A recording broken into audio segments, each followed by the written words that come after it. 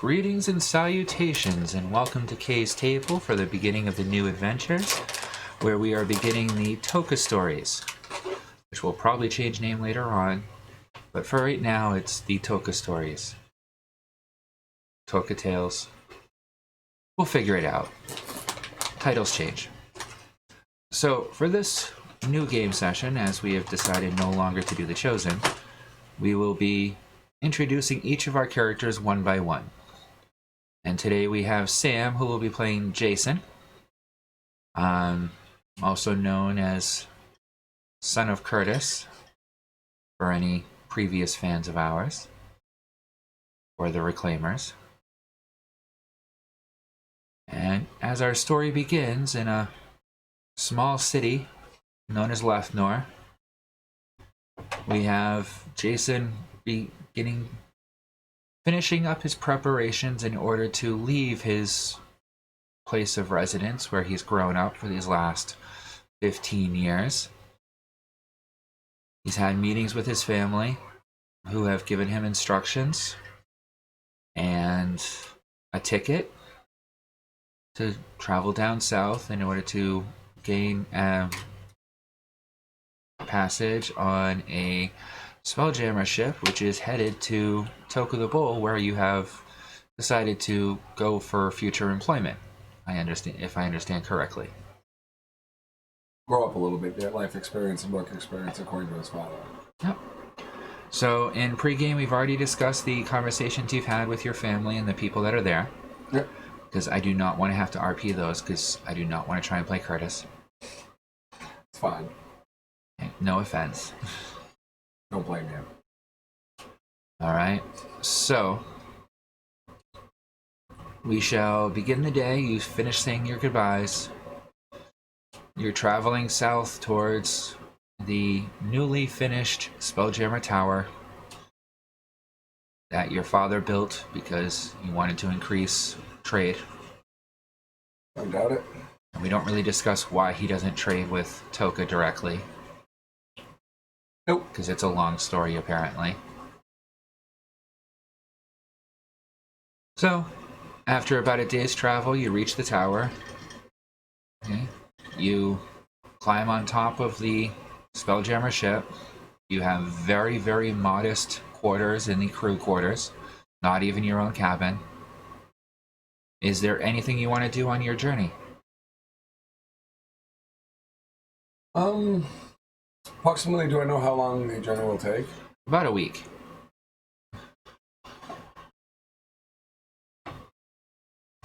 Probably maintain a low profile, but keep my ears open. With no planned stops. Your dad bought you direct passage. Okay. I guess then I would probably just... I forgot the other things. We never did your money. Okay, what do I roll? So, roll a d20 for your... We'll start from the top and work your way down. D20 for platinum. 2. Okay. D100 for gold. 24. D100 for silver. 71. And 2 D100 for copper.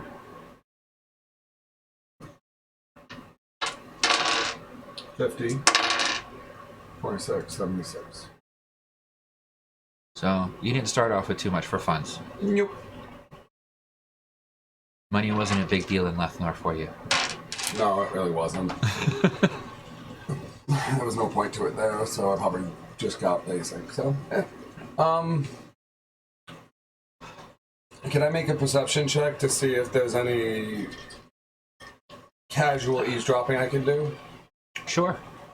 I mean, can I add my, I'm trying not to be discreet. I'm trying not to piss anyone off, keeping a low profile. Yeah, so you're just quietly listening into other people's conversations while you're sitting there. Yep. Yeah, it's classic. Okay. 9. 9? You beat my roll. Oh, cool.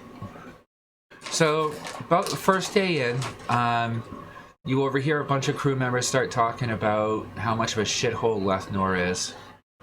Okay, at least it's a lot better than a lot of the other places that they have to go to. But, you know, Lethnor always seems to think that they're so much better than everywhere else, when really nothing compares to Toka. This is what gets your attention. And then one of the crewmates starts talking about, yeah, I've been working with their collections department now for 3 years. Best fucking contract I ever made. I'm getting paid right now. One of the other crew members starts asking him about how he applied. Are you continuing to listen? Yep. And he starts talking about how he went to the collections office and basically put in an application where they gave him a trial application. Once he completed his trial, then they sent him out on basic duties, and right now he's on a collections duty in order to bring back 500 of a certain item that he does not want to share what that item is. Collections work is the absolute easiest. You come back with 100 of any material, you get a credit for it and points towards your record. I'm hoping to get enough points that I can qualify for one of the manager jobs.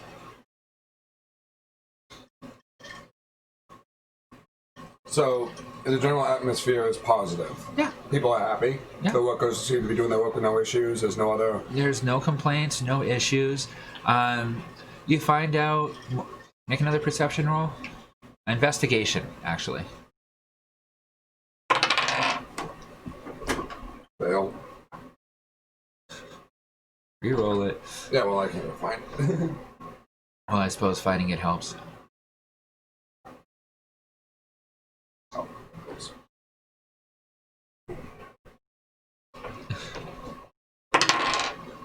14.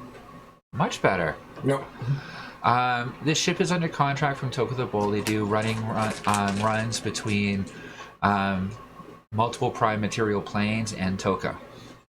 You find out on the 3rd day of the 7-day journey, when they finally reach what they call the highway. It's actually one of the main ley lines that they're able to hop on and go at more than 500 times their normal rate of speed. You literally watch as stars whiz by you like they're standing still and you're going a couple 100 miles an hour down the road. What's up? Hello! What up, brother? Nothing. Chilling.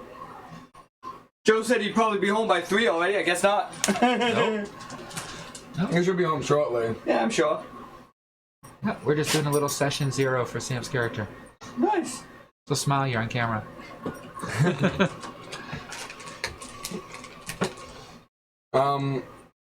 Any other information to glean, or just... They've been working this route for about the last 5 years or so. Apparently there's quite a few different Spelljammer ships that are on different routes like these. Some go to the elemental planes, some have portal tack. This is pretty low level ship because none of the high level ships are willing to come out all the way to Lethnor. They don't have that much to trade. You do notice that one of your dad's butlers are on the ship, taking care of the captain, which is not exactly the most comfortable feeling for you, as you get the general feeling that you might be being watched. Other than that, you hear a bunch of them grumbling grime about, you know, stupid little daily stuff they have to do and how long it takes and how they can't wait until they can get on a better ship. About 6 days into the journey, the ship ends up having some type of issue that you're not aware of what happened. Nobody really wants to talk about it, but somehow you end up falling off the ley line. And according to the captain, it's going to be about 2 extra days in order to get back on the system. You're not sure why, but you just seem to be floating dead in space. No one else seems worried.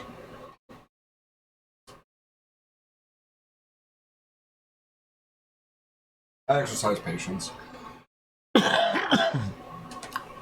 Alright.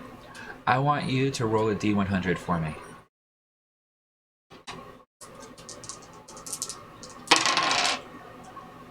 87. On the evening of that first day that you're stuck on what might be considered a layover, you are awoken in the middle of the night to screams of the crew telling everyone to rush to battle positions. Okay.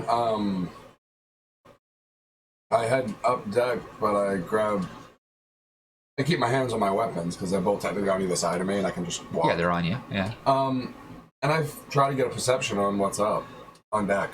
You get up to deck, make a perception roll. I activate electric sense too. Is that okay? Okay, and so perception is 15. You can see. Make a nature roll. You didn't get out very much as a kid. 22. Okay. Whatever it is, I probably know it. You're looking out at these creatures, and you would swear these look like cloakers or manta rays flying through space that come across the bow at super high speeds, and their wings slice right through the canvassing of the Spelljammer sails. Does it look like the crew's putting up resistance? Yep. As one of them comes by, it slices right through the gut of one of the crew members, who collapses to the deck of the ship, spilling blood. Another one goes straight at another one, who just ducks out of the way just in time before getting hit by it. Does it look like they're... I mean, I might need a perception check to be able to make this. Does it look like we just got in the way of a flock coming through, or are they actively coming back for an attack? There's only 3 of them, but they seem to be swarming the ship. Okay, so they are attacking directly. It's not like we just hit a flock of them that were coming through the space. Okay.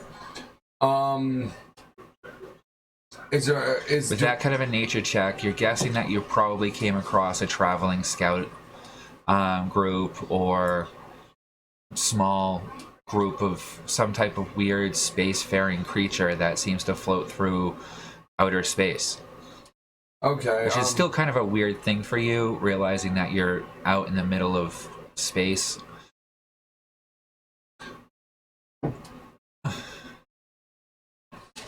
And they are attacking. Oh, yeah. I want to try this. There's a lot of things I want to try, I'm not going to lie. That's why we're doing a session 0, to give you a chance to try out some of your... Is there one that's closest that I can make out that I can use target lock on? Yeah. Okay.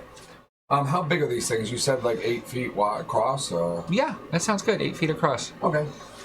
So I'm going to aim at the closest and lock on target. Do I have to roll for that, or does it just allow me to lock it? Read it to me. Target lock. 1 target per 3 levels of caster per rest. Ignore cover. Advantage on the caster's attack on target. Okay. So yeah, you target lock. An advantage. Is that an action or a bonus action? It doesn't specify. It's okay. If it doesn't specify, then you consider it an action. So I can't attack now? You have to wait till the next round. Oh. So you have a target lock on one of them. Do you have any bonus actions that you want to do? I don't really have any bonus actions as this character that I know of yet. I activated Energy Sense. You activated that on the way out? Yep. Yeah, okay, I guess that's all for me. And then can I go into cover as an off action? Yeah. Okay. Because they are flying around. Movement bonus action, you're going to try and find cover? Yeah. Okay. Roll a hide in shadows. Stealth. 1. You think you're undercover, right by the mast. One of them flies down through, barely missing 3 or 4 of the crew members. From your angle, it's hard to tell. Another one comes through and slashes right through the guy that's at the helm as the ship starts to begin to tip. And the third one just swoops right across the bow of the ship, missing everything. Does it look like anyone's going for the, before I choose my actions, is anyone going for the... They're all firing on all of them. You can't tell which one they're really firing on because they're firing in random directions. But a very few of their shots seem to be hitting. Most of them are using bows. Okay. I still have a target lock on one, right? Yep. It lasts until dispelled, if I remember right. And a basic action can be done as a bonus action, right? An action is an action. A bonus action can be done on top of a regular action. A free action can be done at any time. Okay. So what are you trying to do for an action? And I'll tell you which type it is. Well, for one thing, the guy at the helm, would I be able to stop? Do I know enough about the ship design to stop the wheel from turning so the ship doesn't, start disheveling? It's pretty basic as far as you can tell. Would this be an You've action? operated much more difficult vehicles. Yeah. Because you've used reforged vehicles. Yeah. So you could basically get the idea that this is a giant steering wheel, and it looks like there's like 4 levers and a globe in front of the steering wheel that must be doing something, but you haven't gone to take a close enough look at it because you didn't care because it's all really old type of tech. So, if, like from my an antique. knowledge, as you described, from my knowledge, if no one rights the wheel, is the ship going to start actually going, bad? What you've noticed on this ship so far is that it has its own basic gravity field. Okay, Even if it tips upside down, you're still going to be standing on the deck. Okay. So I was worried about us, drifting off down a direction or something. You're just aware that you are slowly rotating. Okay. Well, if that's the case, then I'm going to, on the one I auto-targeted, I'm going to cast... They're all staying within, roughly 30 feet of you.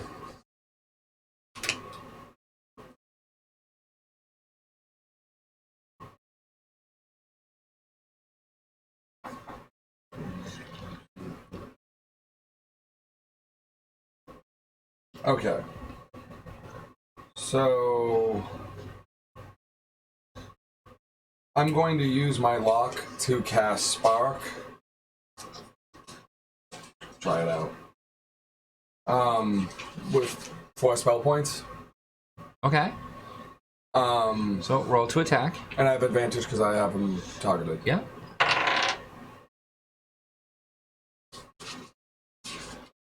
And it's my You add your spell mod to it. spell mod. Okay. And is that the 6? Yep. Okay. Sounds about right. 21. Or I'll reroll just in case I get higher. 21 total. Okay, that's a hit. Roll for damage. And Spark, so 1, So if you put 4 spell points into it, it's 5d6. 13, 17, 23. 24. Okay. Now, explain to me with your spark. Are you doing an arc of electricity from you to the target, or does it just cause an electrical disruption at the target?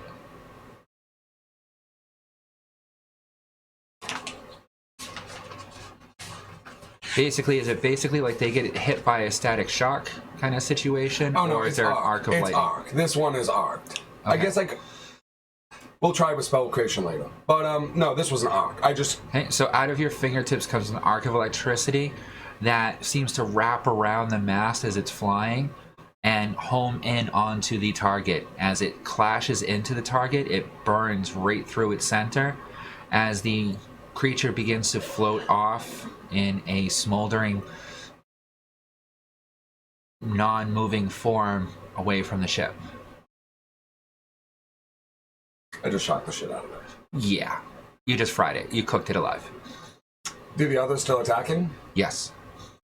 Okay, I'm going to use my action to get cover. Misses the crew. Another one swoops down and starts munching on the helmsman. Okay. It's actually down on the deck of the ship, covering the helmsman. Okay, my turn again? Yep. And as you turn, you see 3 of the crew members come over with clubs and start beating the living crap out of the one that's on the helmsman. So the other one's still mobile? Yep. Okay, I'm going to pull my firearm and shoot at the... Okay. So that would be an attack. Add your dex mod. 17. That's a hit. Roll for damage. And deduct a bullet.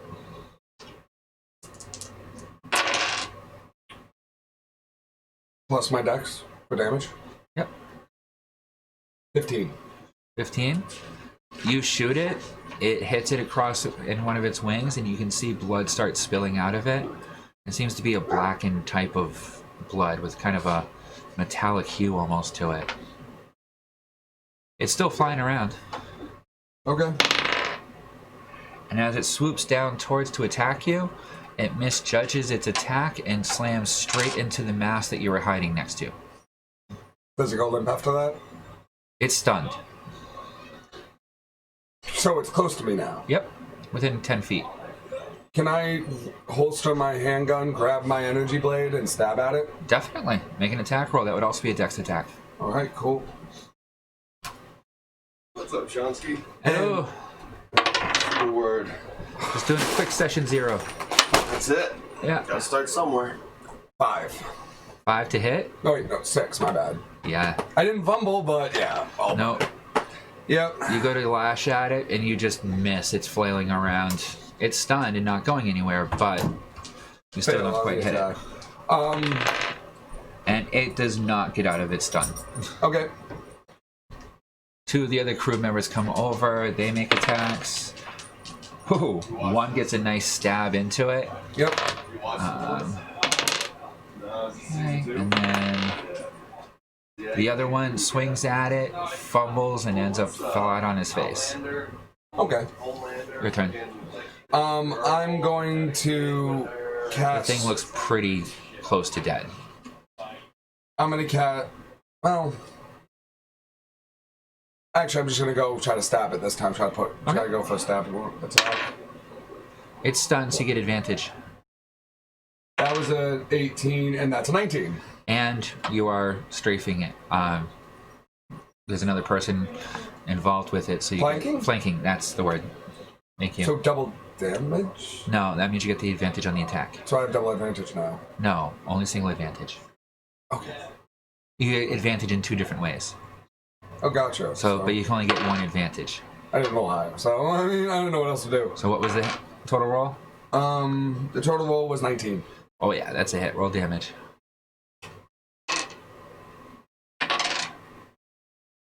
5. And that's enough. You slice across it. The thing kind of quivers for a few moments, and then just kind of falls limp, floating there. Actually, this is my energy blade with the 2 energy crystals, right? Yeah. It's dead. 5 was enough to kill it. Yeah. I was gonna say that would be 2d6 electric damage as well, or 2d12 or whatever. Yeah, these are just basic space mantas. Okay, yeah. No need to go crazy. That's Yeah. cool. So I'm getting excited. But yeah. It's the equivalent of taking out like seagulls. Yep, and I didn't have to use charges, so that's cool. No battery use. Okay. So, What about the one that was on the the crew beating that one to they beat oblivion. okay. Yeah. Yeah. The people that you overheard, the guy that you overheard earlier talking about his collection work, quickly goes over to each of the bodies and starts cutting them up and dissecting them, and like sorting out different body parts into other small containers and putting them away in his bag. Huh. Very oddly careful about preserving every single body part. I'll watch. See how he does With a big smile on his face the whole time. As he's doing it, can I passively study it? I don't know why I'm doing this. Medical check. All right. What are you studying? How he's cutting apart everything? Are you studying trying to figure out why he's doing it? Or... I got the why from his previous conversation, but I want to know the how and the how he does. All right, then for that, I would say do an investigation check first to see how well you can pay attention to what he's doing. 7. 7. He's moving quick. Yeah. He obviously knows what he's doing, and you've seen, like in the cafe, how quickly she can field dress a boar that was brought in or any other type of food, and in a matter of moments has it perfectly butchered into Whatever everything. She needs. This guy puts her to shame. He's like a surgeon with it. Okay, the eyes are perfectly preserved and put into a little jar of liquid. Can I make an insight check on this guy? Yes. Okay, thank you, finally. 18. He is incredibly focused on making sure that everything is perfectly preserved and properly contained. A big smile on his face the whole time. You could see he's incredibly happy that no one is bothering to get involved with him taking apart these and taking the bodies. I wait patiently. As he's finishing up, you see him take out a small, what looks to be about a 3-inch by 6-inch, like, crystalline card, or almost like a piece of paper or like a chalkboard that you used to write on, occasionally for notes. And you see him just kind of move his finger across it a few different times, looking at it. You can't see anything that's on it except for that it's this purpling metallic, just flat 3x6 sheet. And as he's looking through it, as he's looking at it and moving his fingers up and down on it, you see his face all of a sudden smile really big, and then kind of look depressed for a few moments, and then smile really big again.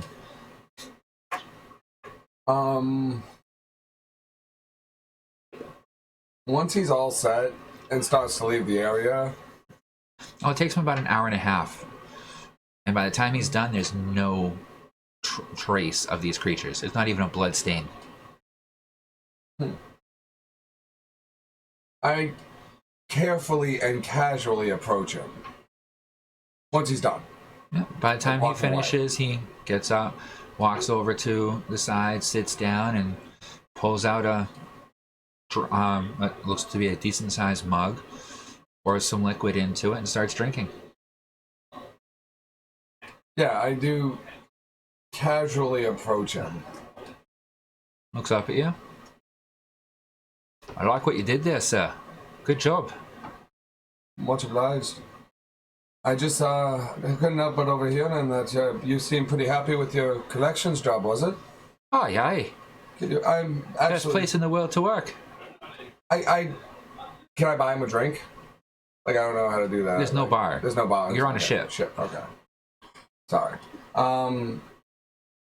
Yeah, I just want to chat him up. Just ask about how, general information. Be friendly. Yeah, what do you want to know, sir? Can I make another insight check to see if he's dangerous in any way or has any ill intentions? 15 plus 4, 19. He seems pretty open and honest. He doesn't feel threatened by you in any way, shape, or form, and doesn't seem to feel any need to hold anything back. Okay. He seems pretty upfront and honest. Okay. I just tell him that I'm on my way to actually, go there and ask him for tips, information, and... Are you going to apply? I agree, yep. Oh, fantastic. Hold on one moment. He reaches into his bag, see him fumble around for a little while, pulls out this little box, opens it up, kind of hiding your view of whatever's inside, pulls out a small business card, hands it to you. When you go to the collections office, hand this over to him. It'll make sure you get a good deal. I take it and I thank him for it. And you can see it has his personal information and some weird serial number on it, and what looks to be an odd, weird symbolic line of lines on the side of it. What you would know today is like a barcode, but looking at it from a perspective that you have, this makes absolutely no sense what half of the stuff on here is. It's like it's written in 6 different languages.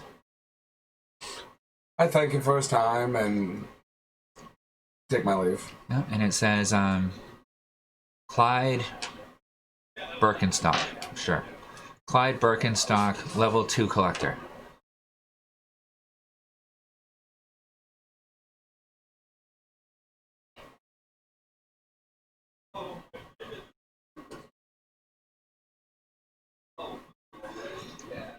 Yeah, and I'm not writing down that name because this is probably the only time it'll come across. No. Yeah, I know. You'll probably make me bring him up later. Mm-hmm. I'm gonna use his name. Level 2 collector. Alright. Cool. Oh, I think Joe's here. So, I'll always be nice to the guy if I see him around. I appreciate the info. When you go to the collections office, just drop me a name and let me know that I'm referring you, and then I'll get a bit of a credit for you too. Sounds good. Yeah. When they first talk to you, the initial plan sounds like sheets. Go for it. You get a much better plan if you can complete it within a week. Complete the initial within the first week, and you're golden. Take longer than a week, and you're probably not going to make it. And don't stress too much about orientation. Anything else I can help you with? No, I believe that all covers it. Thank you for your time, good sir. Oh, and if you got the cash, a scavenger bot is one of your best bets. Scavenger bot? Yeah, or pet. There's a few options for it. But that's how I make most of me money. That's why you saw me cutting everything up. For every 100 of a piece you bring to them, you get a credit. Sounds good. Thank you for the information, good sir. My pleasure. Anything else you want to do? Just continue to make my way over there, keep a low profile, stay out of anyone's hair. No one in the crew will tell you anything about what happened or why the ship's not working correctly. Yep. Or what the delay is, but... No load room. Oh, I didn't see that one. But you end up, within the next day, get back on the Aether line, which you can't see any difference between one piece of space to another. Yep. But somehow, apparently, the driver knows where it is, because as soon as you hit it, it's like hitting a current, and you take off. At the end of the next day, you start to see this purple glow on the horizon, or off in the distance, I should say, where all of a sudden there's a purple star. As you get closer, it glows brighter and brighter, until you get near enough to see that you see what looks to be a giant planetoid.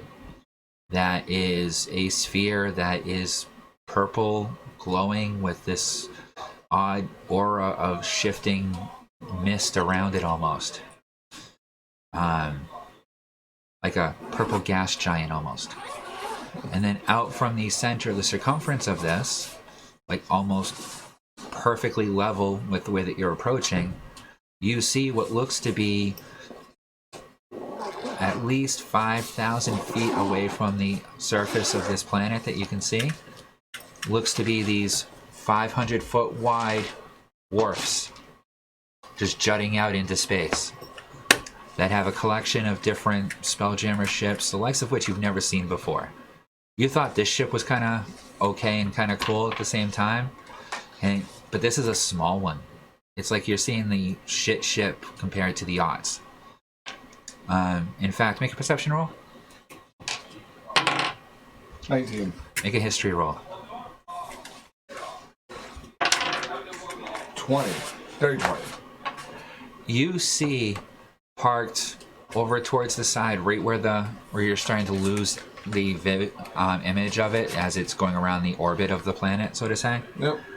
You can see what looks to be at least a couple 1,000-foot long giant clear crystal ship docked on its own pier. Looks almost big enough to be a moon on its own. Only it's a crystal shard. Which is very familiar to you from the stories that you heard from your dad. About the last time they saw crystal. Aye, so let's not destroy it. You can't help but get this feeling of awe as you're coming up to it and you realize that this is not a planet. What you thought was an atmosphere of a planet is an energy shell. And as you get closer to it, you're able to see through it, and you can see that where the wharfs are is like the ground level. And throughout this entire planet, you can see a city. And in the center of the city, there is a large tower coming up to the edge of the dome and just beyond, outside of the purple field. And and this large sign that you can read from what you're guessing to still be a few hundred miles away from the wharf that you're about to park on. You can read the sign quite easily. Toka D-Bowl. And it looks like there's a pipe full of weed that just burns and smokes.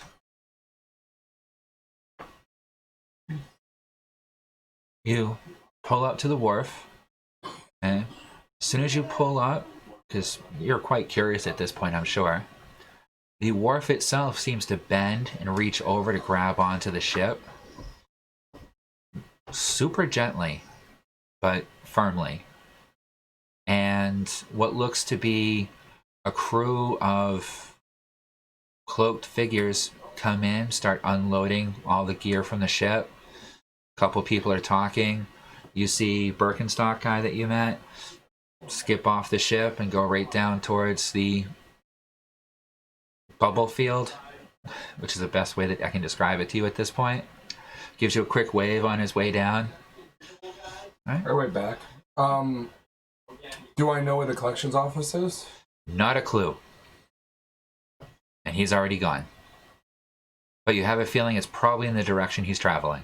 I follow him. Or I try. I mean, can I try to catch up to him? Yep. Casually, not trying to like chase him down. I just. Yep. All right. Make a athletics roll.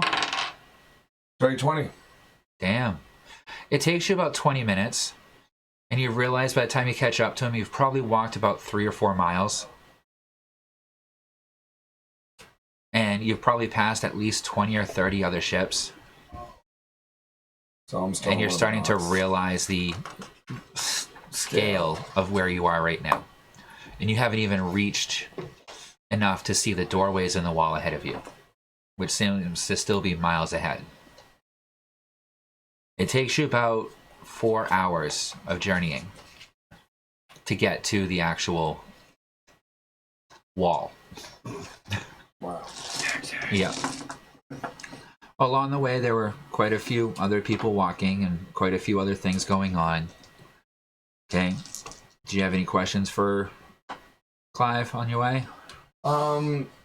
Just any information about Toka that he's willing to partake, tips, like ideas? Don't litter. Don't piss people off.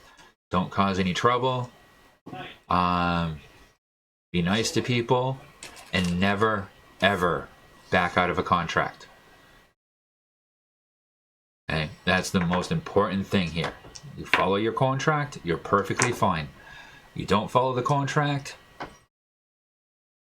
you disappear. Do your job, do it well, you get rewarded. Fuck up, and it's going to be harder to get new jobs. Well, this is the main gate. You're going to have to register. I'm going ahead. I'll talk to you later. You see him come up, you see him go ahead, pulls out that same card that he was looking at before. Yep. Flashes at the guy who nods and lets him right through. And you try to follow? Well, no, I went to the registration area. Okay. You follow up to the gate, and there's a counter right there that has a long line.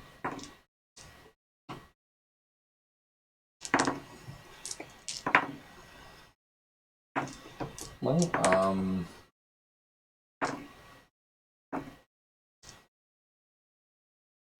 I guess I just get in line. Okay. Then how about we put you in line and we'll just kind of leave it there. Sound good? And that'll be our session 0. Sure. And then we can do Joe's, and then we can meet you in line. Okay. Tom's on his way. Oh, okay. All right, so yeah, that was about. Actually, you know what? No, I'll just round it off, because we're at 40 minutes now, so I might as well just go a little bit longer to clean you up. So after about an hour and a half in line, you finally reach the counter. Guy looks at you. You can see no images of his face or what type of creature he is. Just this shadowy figure inside of this booth. Okay. Hello. You can feel him staring at you. Identification, please. I'm here to register. I've never been here before. Identification, please. Was I given any sort of identification when I left North? No. Your dad didn't say anything about identification. For registration, you should have applied for a pre-registration identification. Where can I do that? You'd have to contact the Toka administrative offices at one of our remote branches.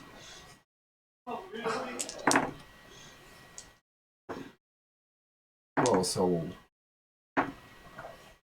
Make a history roll. 13. You vaguely remember your dad talking about how low-level people had to deal with administrative issues that were probably a pain.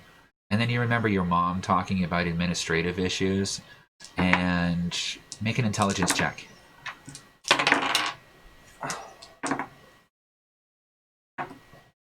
9. You remember her saying something about administrators are lazy, and if you ask them to do more work, you can probably get through with stuff you shouldn't have already. But you're not really sure exactly how she said to do that because it's been a long time. And administrative stuff sounded really boring to you when you were young.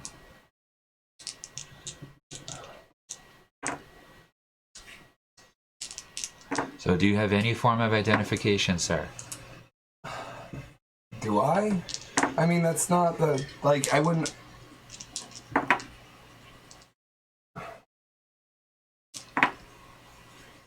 No, I don't. Like, I mean, Curtis, if he was going to send me, I should have given me the information. I mean, like, that's the whole thing. He never had to register. Well... He was recruited. Yeah, but he knew he was sending me here. He's But not he dumb. didn't know about the entry point. But then what would the other people would have then? Like... Do I have any form of identification I think I could give him? Not that you can think of. So where do I go now then? Like... So you have no identification. What is your purpose for coming to Toka? Work in collections. So you're applying for basic work? Yes. Alright, there's an office about 300 meters down. That's a collections remote office. Go and report there. Talk to Smed, and he might be able to help you. Okay. Next. So I head in. Go to where he told me? Yep. Okay. So you get there. There's no line. This is like the most dingy, run-down piece of real estate you've seen the entire time you've been here so far. Okay. You walk in, and there is this decrepit old gnome sitting behind like 10 piles of paperwork with another like 10 filing cabinets worth of paperwork that's busting out of all the drawers with leaflets of paper. He looks up at you. Morning. What do you want? I'm looking for work in collections, basic. You applied? Here to do that, I guess. Hold on. Disappears underneath the desk. You hear a whole bunch of banging around and rumbling. Then he pops back up. Do you have identification? No. Have you applied before? No. Any of your family members apply here before? No. Okay. Comes up. You see him pull out what looks to be one of those metallic purple cards that you saw the other guy have. See him pull out a knife. Come on up. I follow his instructions. All right. I can't stand doing this. So here, slice your finger, put a drop of blood on this. I do so. You see him hide his face because he can't seem to stand the sight of blood. Are you all done? Yeah. Okay. He looks over, kind of sick, and you can see his face is turned like kind of greenish. Picks up the card, looks at it. In the future, I would recommend being honest. But otherwise, everything else looks here fine. I was told not to mention it. Yeah, I'm not sure who your family member who was employed here before was, but I do see that you were apparently related to a couple people that worked here before. Maybe. I would imagine. All right, here's your identification, and he hands you a piece of paper, which has, you never told him any of this information, but it has your name, place of birth, your age, all of your basic stats and information on it. Next to King. Okay. Record of 2 non-listed previous Toka employees relative. No information given. It's all right. There's your identification. That'll be 1 platinum. I give him the 1 platinum. Okay. Present that to the security office, and you should be able to get right in. I verify where the security office is with him. He points about right back to where you came from. I thank him, and then I right back there with the identification in hand. Okay. You wait another hour and a half in line. Yep. It's now quite dark. You're quite hungry. You've been in line most of the day. You finally get to the guy. Identification? I hand it. Oh. Came back quicker than most.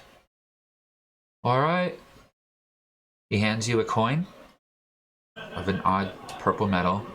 You've seen it before, but your dad was very protective of very little amount of this he had left. Yep. And so you're kind of surprised that you're being handed a coin of it. All right, present this at the gatekeeper. That'll get you in. We have you registered. So collections office is expecting you within the next 2 hours for registration. You'll find them right beyond the gate to your right. I follow his instructions, hand the coin, head to the... You hand off the coin, guy takes it, puts it in a slot next to the door. Door opens up, lets you through.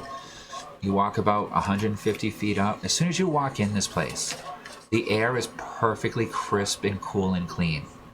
The streets are spotless. You see every imaginable type of creature flying and walking around. It's amazing.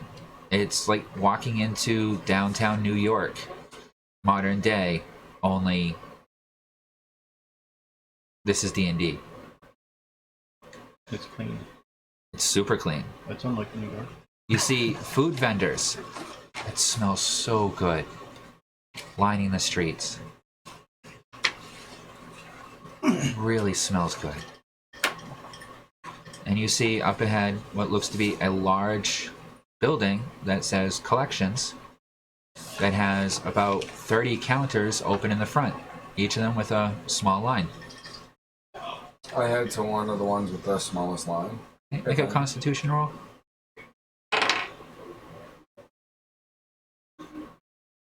16. Yeah, you're getting so hungry. I guess on my way there, I'll approach one of the vendors. Ask how much. Young girl looks over at you. What you interested in, sir? We have all kinds of fried seafood here today. Do they have a fish and chips type style dish? Definitely. What would you prefer? Do you prefer deep sea, mid sea, salt sea, fresh sea? Any type of preferred fish? Any type of preferred chip? Fresh sea fish and whatever you have for chips. Sure. She reaches under the counter, How much? I asked. pulls out a container, hands you the container. Have a wonderful day, sir. Thank you, and come again. I thank her and head out. Eat well, Eat in good health. Oh, you want some silverware? I thank her. So now you go ahead in line. You're not the only one in line eating. It's really, really, really good. It's probably the finest fish you've ever had. This is definitely what you would consider an expensive dinner. Takes you about a half hour to get to line. You get up to the front. Guy looks at you. Business? Here for orientation. Registration. I'm sorry, Registration? I show him what I have. You don't have Nothing. Okay. anything at this point. So. Yep. All right. So what are you registering for? Collections. Just So new to Toka, I take it? Yes. First time? Yes. All right. I'll help you out. No problem. All right. So there is a filing fee of 50 gold. And for that 50 gold, we will offer you a 1-month temporary contract. During that time, you have to complete at least one of the primary tasks from the collection agency. or 10 of the collection tasks from the collection agency. Orientation, we're having a class tomorrow, which you would be invited to come to in order to go through the details of how it all works. But as long as you complete your task within the month, we'll hire you. If not, you'll be fired and probably banished from Toka at that point. If you can't do a simple thing, then you're useless, and no one here is allowed to be useless. Understandable. Does that sound fair to you? Absolutely. I'll be at the orientation tomorrow. All right. Put your hand out onto this plate. I do. And he pulls out another one of those plates that you've seen a couple times now.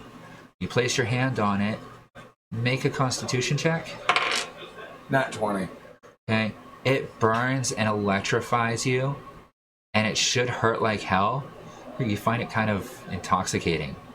This is an energy you've never felt before. It's like draining into part of you into that tablet. And as you remove it, your hand from it afterwards, when the tingling goes away, you notice that all that information that was on that ID now appears on the tablet. And you can see it in glowing lettering across it. Guy hands it to you. This is your identification from now on. Take good care of it.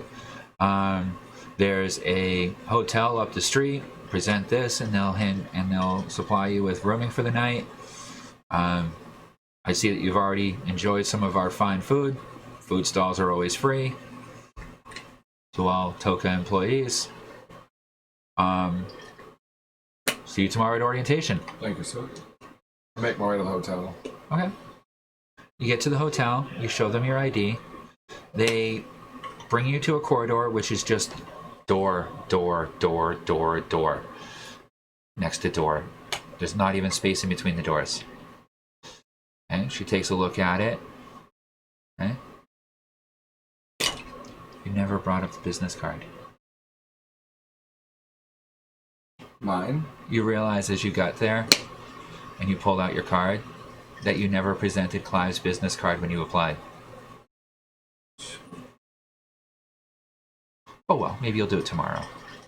Can I still do it? Because otherwise, I'd rather retcon it or go back or like save it for the registration or whatever. Like I want Clyde to get credit. Like that feels like a douchebag movie. It was nice if you give me one. I don't want to miss it. All right. Do you want to go back and try and do it before you rest for the night? Would I be able to do it before I do the orientation tomorrow? You could try. You're not sure. You don't know how anything works here. Your dad never told you about any of this bureaucracy shit. You really wish he had warned you. I really can't. And now you're realizing that your mom warned you about some of this, but it was just boring stuff, so you didn't really listen as much as you think you now probably should have.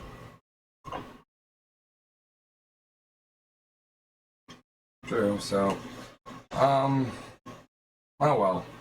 So I just take the room of the night and lay low. Okay. She scans your card. Is okay. Tells you a room number. You go to it, you open it up, and inside it's a very, very simple, small room. It has a bed, a toilet, a shower, and a small, like, countertop that appears to also have a cook stove in it.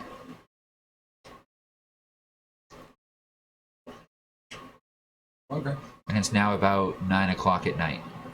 So what time is I have to be there tomorrow? Do we know? Early morning for orientation. I'm trying to get some sleep. Okay. Then we'll call it there. You're sleeping in your little hotel room. All right. And then that is Jason's arrival at Toka D-Bowl. Don't you love paperwork? Just as much as Curtis did, honestly. Curtis liked building. He didn't like paper.